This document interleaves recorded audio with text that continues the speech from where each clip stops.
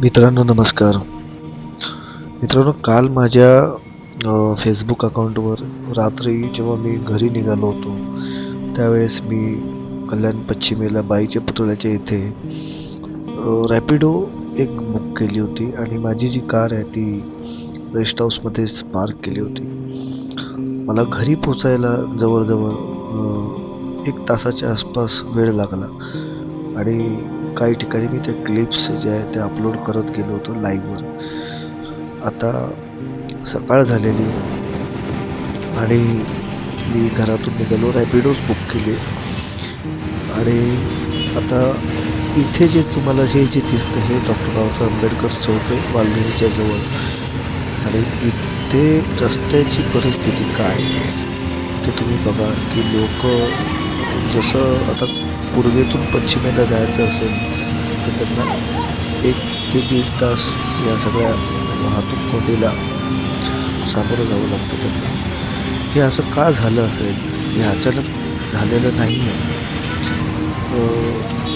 शहाडचा जो उड्डाणपूल आहे तो अत्यंत बिकट अवस्थेमध्ये होता, त्यामुळे तिथे एक ब्लॉक घेऊन त्या पुलाच्या दुरुस्तीचं काम सुरू झालेलं आहे. ते काम जवळपास 22 दिवस चालणार आहे आणि त्याचं ज्यावेळेस नोटिफिकेशन डिक्लेअर झालं त्यावेळेस कल्याण डोंबिवली महानगरपालिकेने पर्यायी रस्ता म्हणून ज्या शहरांना जोडतो तो कल्याण बदलापूरचा जो मार्ग आहे, म्हणजे तो बाईच्या पुतळ्याच्या जवळ तर उड्डाणपूल आहे ज्या पुलावरून आता मी प्रवास करतो, तर त्याची डागडुजी करणं किंवा तो जो तिथे ज्या पुलावर जे पडलेले खड्डे ते दुरुस्त करणं हे अत्यंत गरजेचं होतं.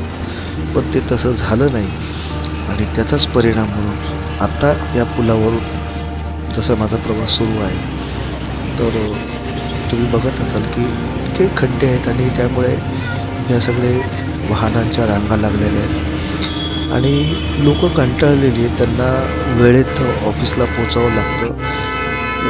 अजून समजा इतर जे महत्त्वाचे कामं असतात त्या ठिकाणी त्यांना जावं लागतं. म्हणून या पुलाचा खूप जास्त प्रमाणामध्ये वापर होतो, कारण अंबरनाथ आहे, बदलापूर आहे, उल्हासनगर आहे, त्यानंतर मुरबाड वगैरे त्या ग्रामीण भागातील जे लोक आहेत. म्हणजे आता शहाड आणि कल्याणचा जो पूल बंद झाल्यानंतर मुरबाडकडून येणारी जी वाहतूक आहे ती उल्हासनगर मार्गे कल्याणला येईल. आता हा माणूस थुकला आहे, हा व्यवस्थेवर थुकलेला आहे खरं म्हणजे तर.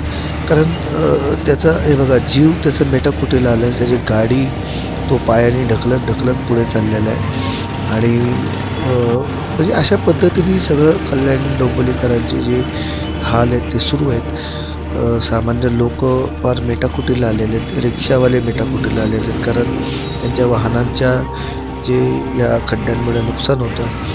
मी मागेही सांगितलं होतं की माझी स्वतःची देखील गाडी या खड्ड्यांमुळे खराब झाली होती.